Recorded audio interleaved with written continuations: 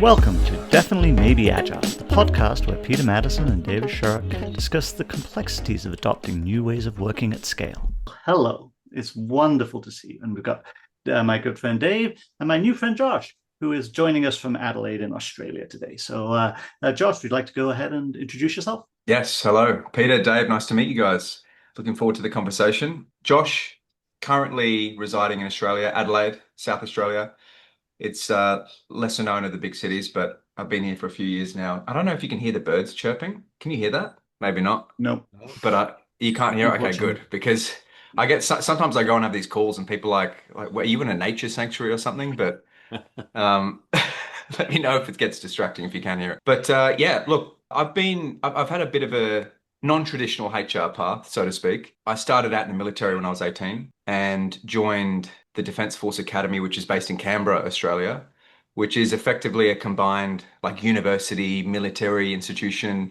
And I was there for a number of years, studied business, and eventually served in the infantry in the Australian Army for I think 7 years. So my entire career was about 10 years in the military. And I got to a point where I was a bit fed up with the same problems, the same people, the same, I guess just the context, the environment was getting a bit mundane, and there was only so many certain career paths I could go down from there. And I was very interested in HR, have always been, not so much in like the traditional sense of HR, right? Like when I introduce myself to people and they're like, "Oh, you're in HR, what you do like leave apps and policies and rules and shit. That's what you do." I'm like, no. I like to think of it as progressive HR, like next gen stuff. So I left the military. I work for an in-house US marketing agency now, taking some of these principles from the military, but also from what I've picked up along the way. And in the last few years at this company, have really have I guess had a chance to incubate some ideas Yeah. and have been now connected to some pretty progressive HR communities, which we can go into kind of how they think and what I've been doing at Tier 11 is the name of the company. And simultaneously, more recently in the last few months, have founded with a friend and a previous colleague, Super Hired, which is a recruiting agency, but I hate the term recruitment, but it's really a challenge to the status quo of how recruiting and talent acquisition has been done in the past, which is very much an assembly line-esque race to the result, throw people over the fence kind of endeavor to being much more discovery-led, slowing things down, embedding in the business. And I know it's nothing new, but now with the advent of AI and kind of all these other tools, you can really start to create some magic much more efficiently when it comes to matching the right person to the right context. And that's kind of the premise of Super Hired. But yeah, very keen to talk about anything in between any of that. There's a lot of different avenues and a lot of rabbit holes I'm sure we could go down. Well, I've got to start the conversation, if you like, just progressive HR versus Mm. traditional HR. How do you define progressive? What is it? How is it different to what maybe many of our listeners think of when they hear somebody works in HR? Sure. So I would say progressively, the way that I'm starting to think, and I've connected with this community that is growing quite rapidly, is around considering work as a product. And what that means is a business typically puts so much rigor and emphasis on developing their external products for their external clients. We Mhm. have these functions, these capabilities that exist, sales, marketing, customer success, product teams, ways of working, agile development. I mean, all of these progressive things that we do to deliver excellence to our external clients, taking those concepts and those frameworks and seeing how they can be applied internally to work and people. Yeah. And we have these terms like people experience, the people experience, and now we're getting these titles that are surfacing over the last few years, like people and culture partner, people experience partner. People are starting to think along these lines, but it's really aggressively trying to challenge the status quo of HR is not there necessarily just to service. Mhm. They're there to design and to take ownership over work as a product to be intentionally designed and delivered to the organization. And there's a lot of implications when you start to think like that. There's a lot of second and third order effects that you start to then think, and it's interesting because you then start to rabbit trail and think, well, if work is a product, then our employees are customers, and if our employees are customers, then we should be interviewing them and we should be really understanding, well, what do our customers want? What do they need? What's the ultimate outcome of what our customers inside the business ultimately need? Like, what is the point of employees? So it's very interesting to unpack that and follow the rabbit trails. Well, there's some really interesting things that you're kind of mentioning, and I just wanted to Mm, maybe just explore that one comment you made about interviewing um, um, people, but employees, because of course we yeah, do interview employees, but I think you're meaning much more from a customer experience perspective or a usability perspective. Like, what's the experience you are having in our company as you right. onboard, as you interact with, get your job done, whatever it might be, clarity around where you can get help, where the support is, or something along those lines. Can you explore that? Maybe do you have Yeah. examples of how things have changed as a result of viewing people in the company and the experience that they may have? Yes, 100%. I think typically, traditionally, if you take HR development, like when I say development, the creation of solutions and products, typically it's quite agnostic of that level of discovery that product teams apply to their external customers. So let's take an example of an external customer and a product team that's oriented outside of the business. So they will do lengthy qualitative and quantitative research. They'll sit down with customers. They'll map out the opportunity space. They'll identify problems, pain points, needs, desires, all leading to the outcome of what their product that they're selling is meant to do. So there's a lot of rigor around slowing down, asking questions, gathering research. They don't jump to the result of, oh, let's just develop this solution and just throw it out there into the wind. Ultimately, because if you do that, you're not going to provide an excellent service. You're not going to be able to generate revenue and the business will collapse. So when we take that paradigm inside, what that means is that HR teams traditionally are not very good at doing that level of discovery, and they typically jump to results and don't understand truly what's at the heart and center of what employees actually need to do their job. The outcome that we're often striving for internally is something related to client service delivery excellence, performance, speed. It's these kind of metrics that HR teams need to quantify.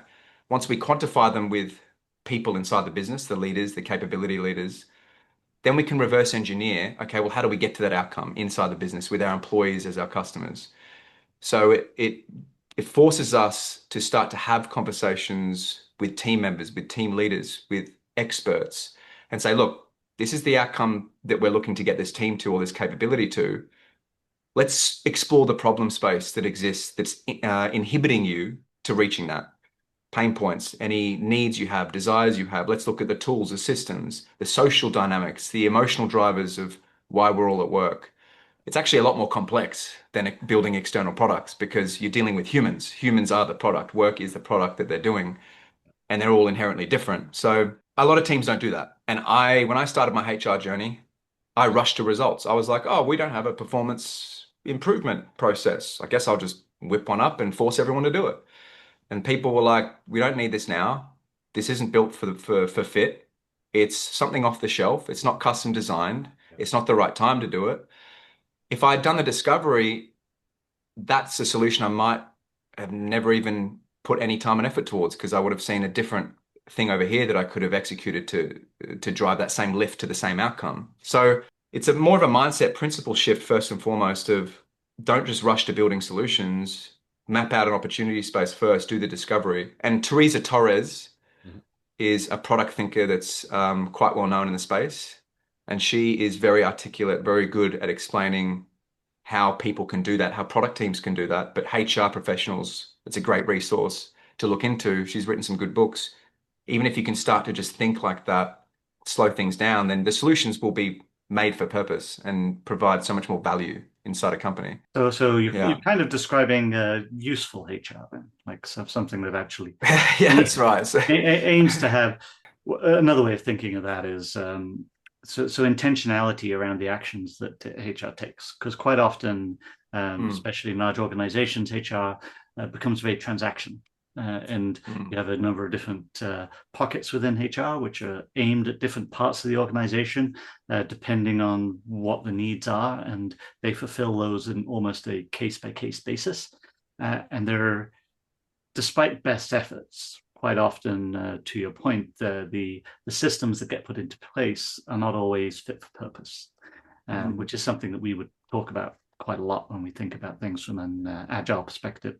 We start to think about how do you design systems so that those systems are successful, and that we are looking to help build the culture we're looking to grow within the organization, or we're trying to identify where there might be problems and what sort of things can we do to highlight or identify those problems early so that we can start to address them.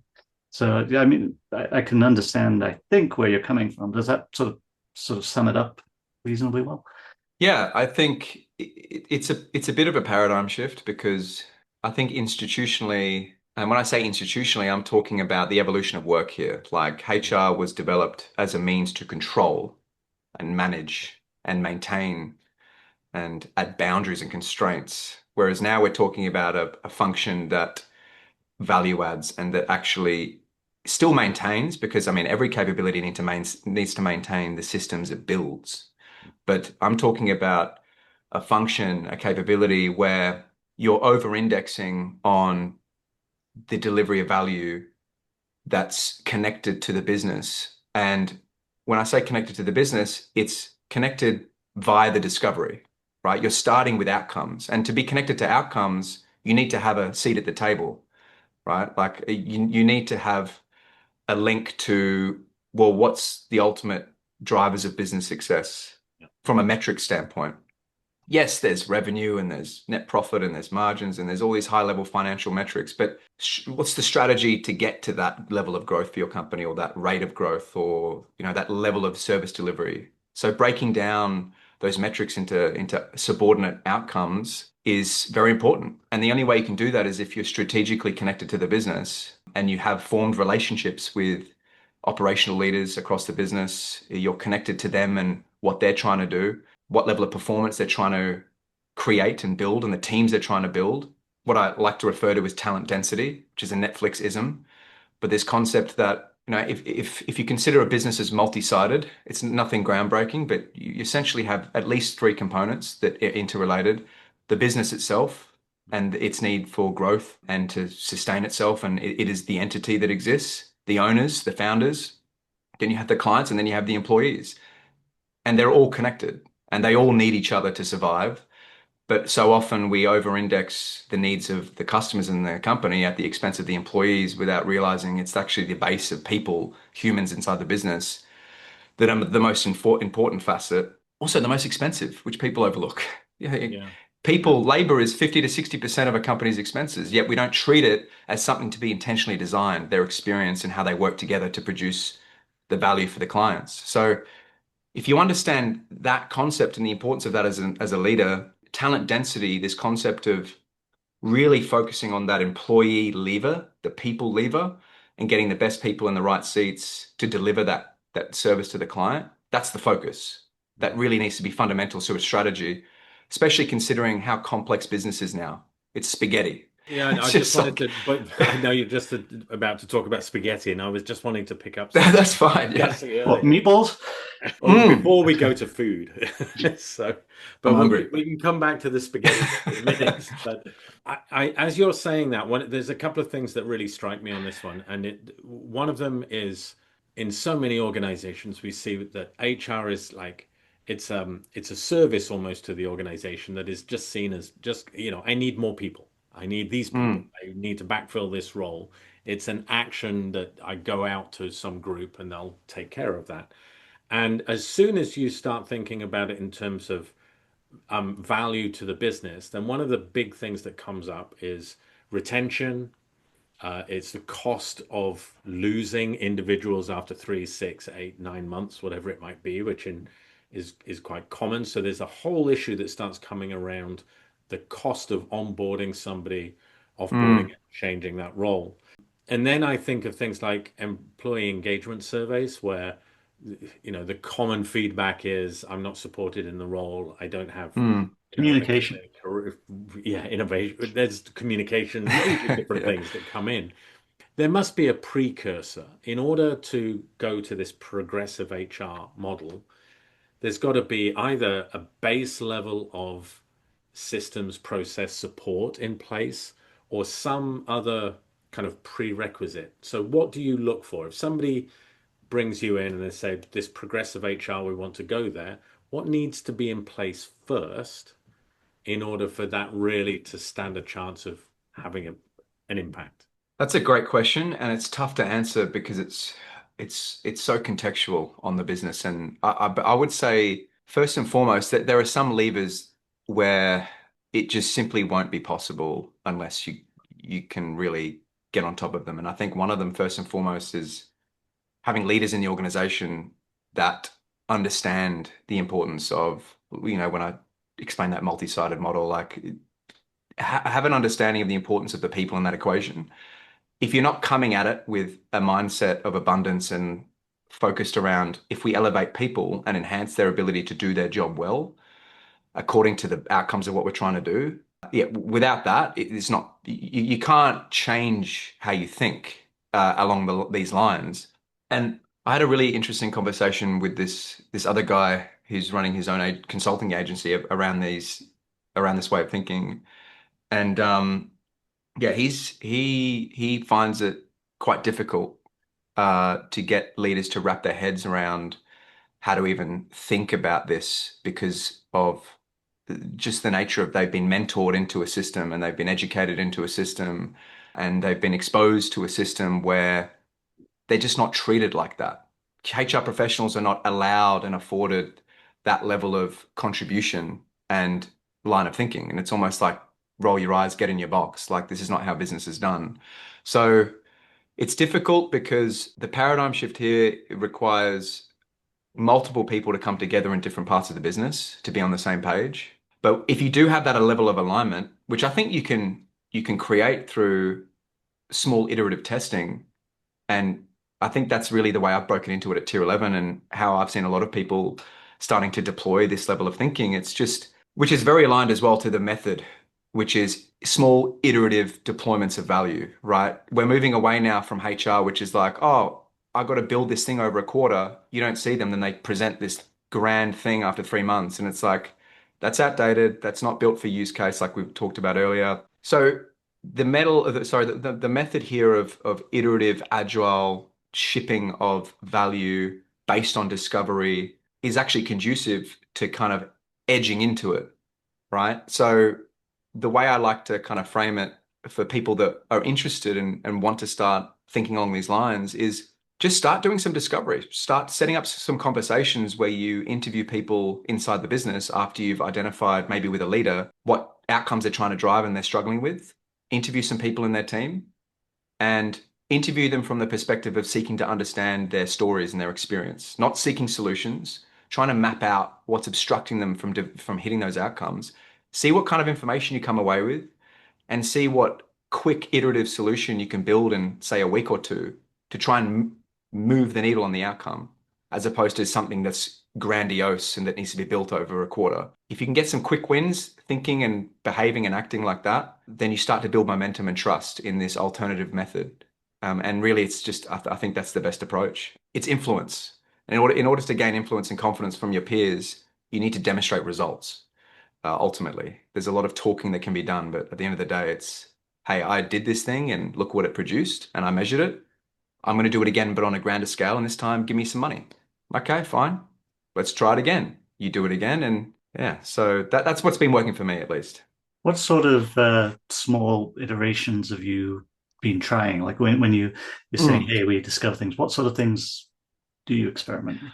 So at Tier 11, the onboarding process has been a big one, has been quite a comprehensive like project that we've been co-creating with candidates coming into the business and hiring managers and capability leaders. And that's quite a complex, it's quite a complex, but an extremely important high value part of the employee journey, right? It's when someone comes into a business and they're like, oh my gosh, like I'm flooded with all this stuff, not only the tangible systematic things I need to get my head across, but all the social, emotional, intangible things about where am I? What is this culture like? Who are the people I can trust? So but at the same time, there's very definitive business demands on how quickly someone can ramp up and be productive and start providing value, especially in an environment like Tier 11, which is fast paced.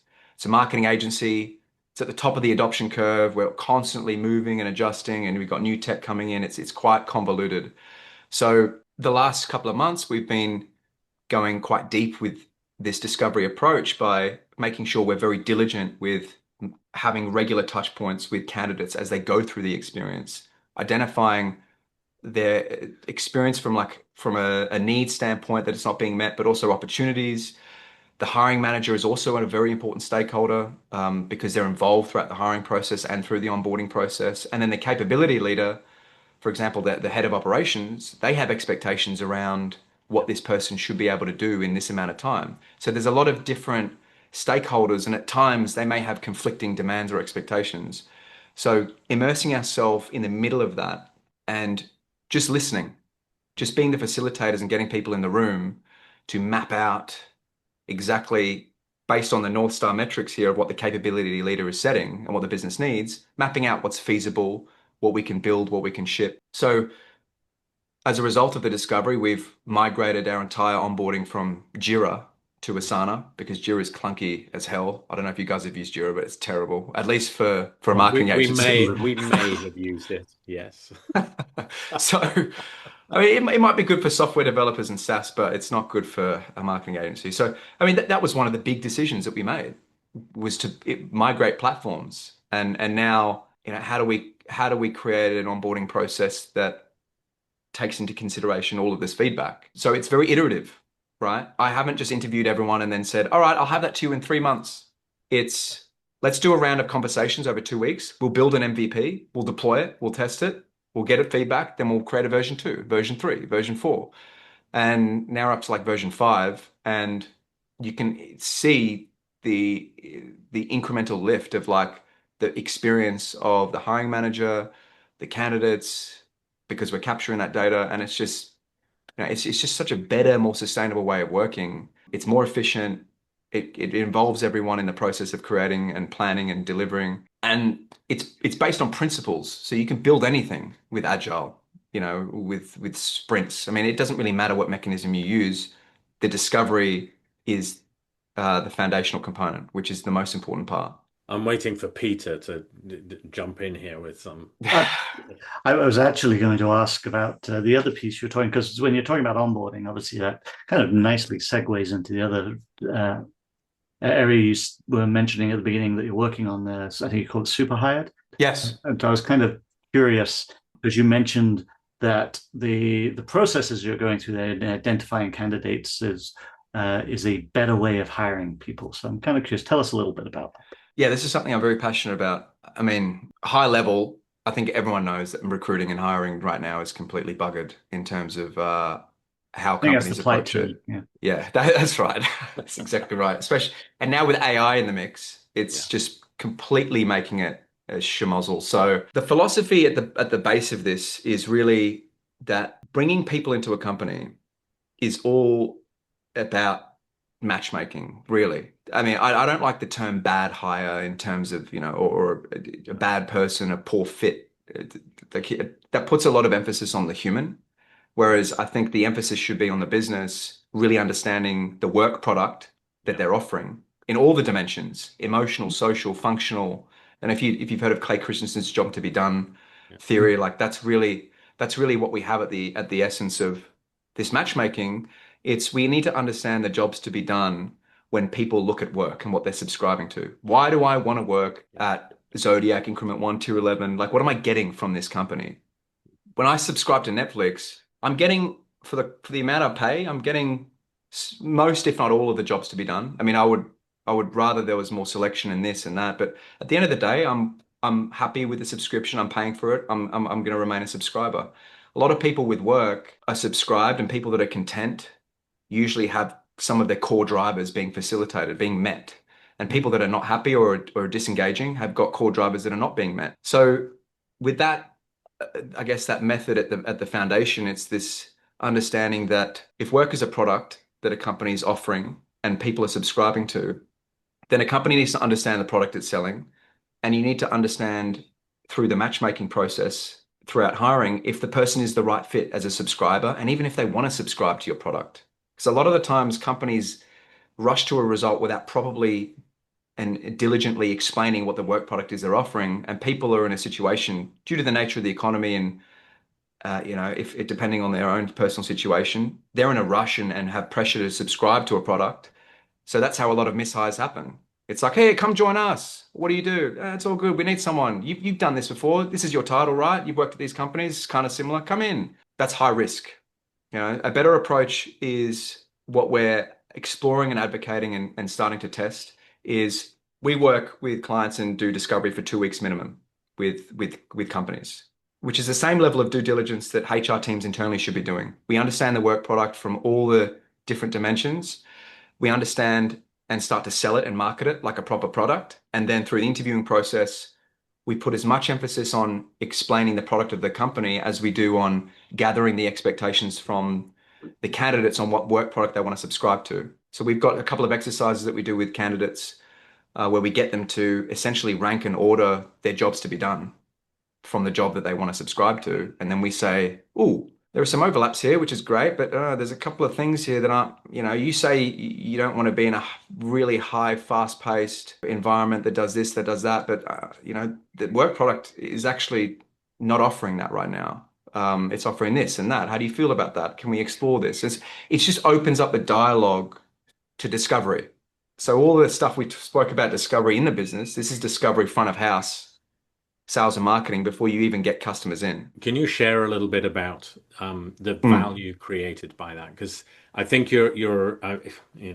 different markets have different sort of eagerness to hire based on their need, the company's need in terms of how it's scaling or growing, but also in terms of people in the market and what they're prepared to come in and do. So what's the benefit of investing the time that you're describing? Is it retention? Is it what are the real kind of tangible numbers that change as they go through that process? I think it's hypothetically, because we haven't matured this enough to actually measure downstream that far yet. But hypothetically, and it is all of the above with regards to retention, engagement, all of these overused terms. But really, this concept that I talked about before about talent density, it's like putting someone in a company that not only mitigates potential cost of a bad hire, but is multiplicative in that it enhances the team's performance. Like if you add the right person to the right team, that where all of their jobs to be done, their drivers of work are being met, or not all of them, because I think that's impossible, but close to, like it lifts the team. It just takes it to another level, and the tide rises for all ships. And I've seen that happen in multiple teams that we've placed. I've had it happen to myself many times where I've seen someone join a team and it elevates everyone around them. It instills confidence in the business, in the leaders, in the decision makers. It instills confidence in the ability to achieve the vision. It really, especially for small businesses, where the ratio of talent and the density of talent can be more easily influenced by adding one good person or one bad person. Yeah, so I think it's a key unlock. And the reason why I'm focused on hiring is because it's the entry point to a business. If you can consistently hire correctly and consistently make good decisions, we're bringing the right people in that are suited to the context, then over time, you see a big difference. I think when you start adding 2, 3, 4, 5, you start mitigating and reducing those costs, but then increasing the ability for the team to perform. The work as a product methodology extends throughout the whole customer journey. So, I mean, I've got a lot of people that I've talked to that are focused further down the customer journey in the business. How do we look at performance and performance management and appraisals in this method, in this mindset? So, yeah, it's interesting because ultimately the best gold-plated solution is to have this capability all in-house and to have a complete integrated approach to this. But we're not there yet. But I think the biggest lever is getting people in that are the right fit. Yeah. Generally, I've seen that, especially in larger organizations, they go down one of two paths. They either take the hiring and they basically offshore it. They have some other organization take care of this for them. Or if they do bring it in-house, then they'll have a couple of people who maybe they're focused on particular areas of the business where they're looking for very particular types of people, or they're going to engage more heavily with business leaders, especially if they're looking for maybe more senior people that want to hire into the organization.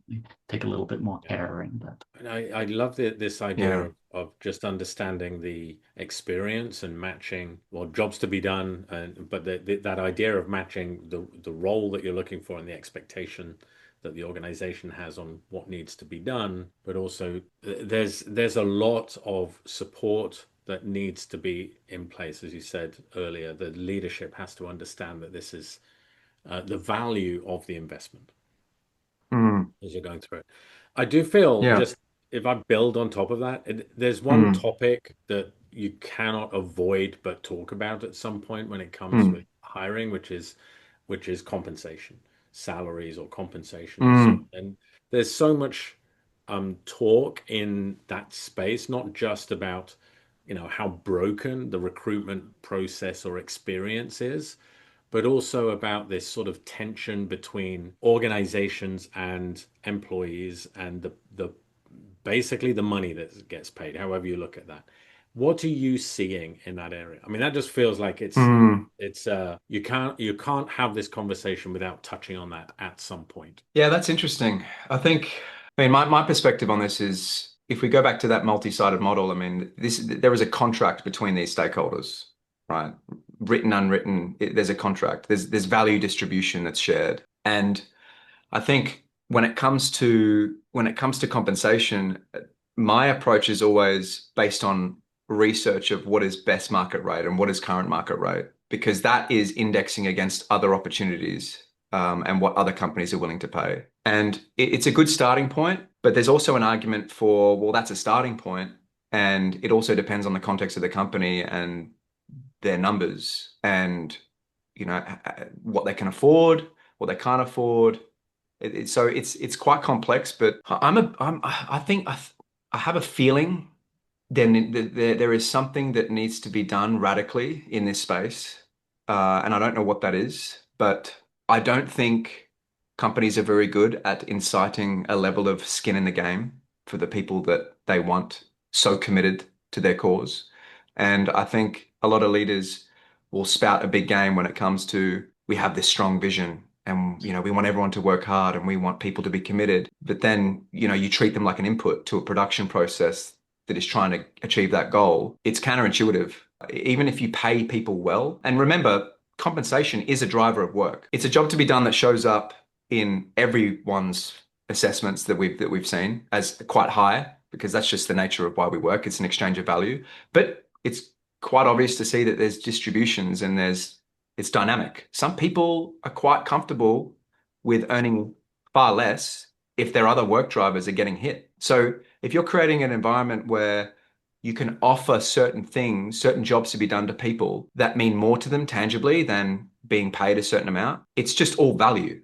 If I can provide hard challenges for someone to solve consistently with good leadership and a respectful, safe environment to do work, then that is value that's being exchanged to the person and that resonates with them and the context that they're looking for. If you deliver that as a company and you're consistent in that delivery of that part of your product, that feature of your work product, then it puts you in a better position to market it and sell it and to have that alongside the compensation narrative.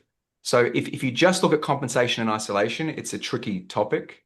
But if you look at it in combination with all of these other value distributions, then it becomes more of a dynamic conversation with people that you're bringing into the business and in the business as well.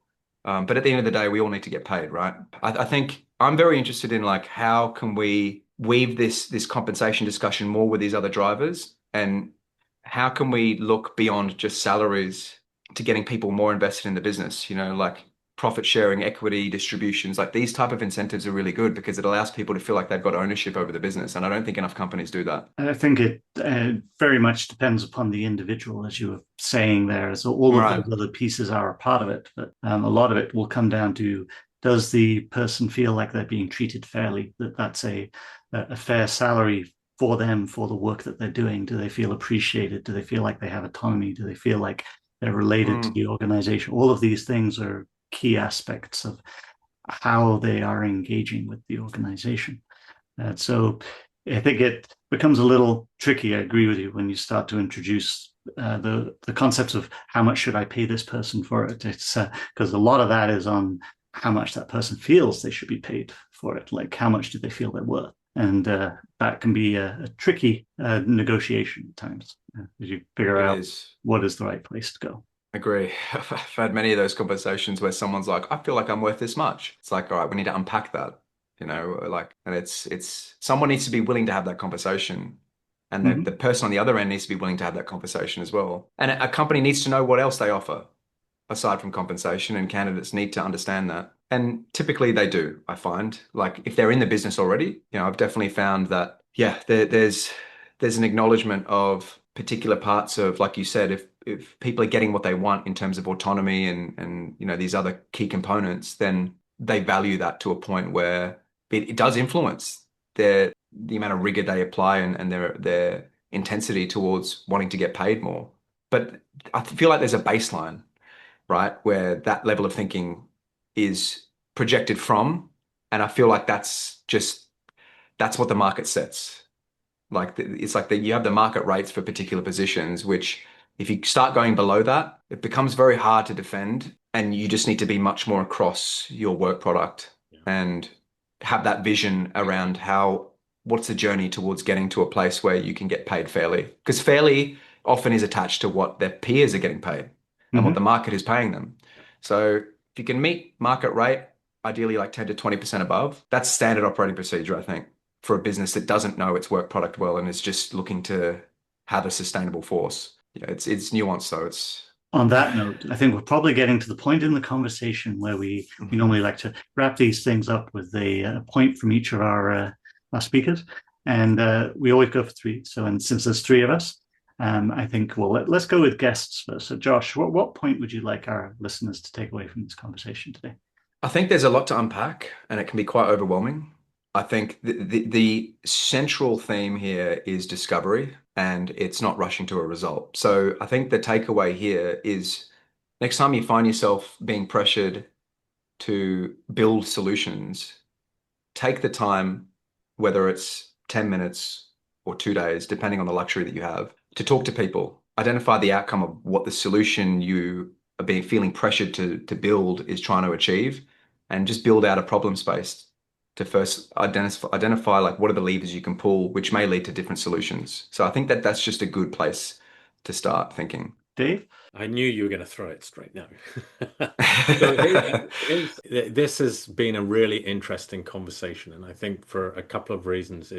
One is we started talking about the impact of AI on the workforce, and we've not discussed it at all. But what I really liked about this conversation is we're beginning to think about the people who work in an organization as being one of the things that are worth investing time and effort in creating an environment for them to succeed, which has come through with that whole look at the people experience part, but also of really seeing this as a matching exercise when so many conversations around recruitment and HR feel to me like a numbers exercise, feel to me like it's just a job that has to be done, like whatever, the dishes and laundry and things like this, rather than something that generates real value and that is worth investing time into. And just as we closed the conversation, your thoughts on compensation and where that comes in, but I just thought was a really indicative of just that whole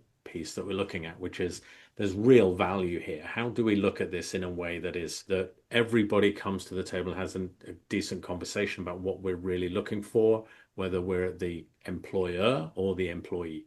So I really thought that was it really has left me whirring in my brain, thinking about what that means for organizations and how that might look. Over to you, Peter. Okay, so I think I would go with the whole piece around making HR less transactional in nature and being more open to the conversation. There's slowing it down, as you put it, Josh, to actually make sure that you are having the right conversations and that you are taking the time, because they're such important decisions.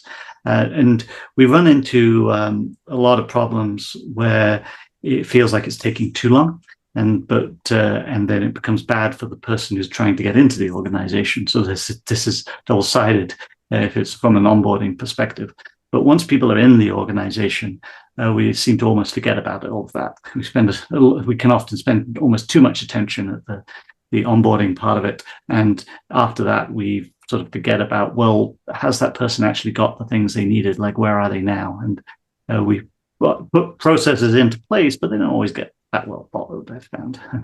So I think there's a lot of value in starting to rethink how we've traditionally gone about having those conversations and bringing that back into the actions that we take to try and help people succeed. Well, I'd like to thank both of you, as always. It's always an interesting conversation. And if anybody wants to reach out, they can at feedback@definitelymaybeagile.com. And I look forward to next time. Josh, thanks guys. For the conversation. Yeah, it was great. Thank you. You've been listening to Definitely Maybe Agile, the podcast where your hosts, Peter Maddison and David Sharrock, focus on the art and science of digital, agile, and DevOps at scale.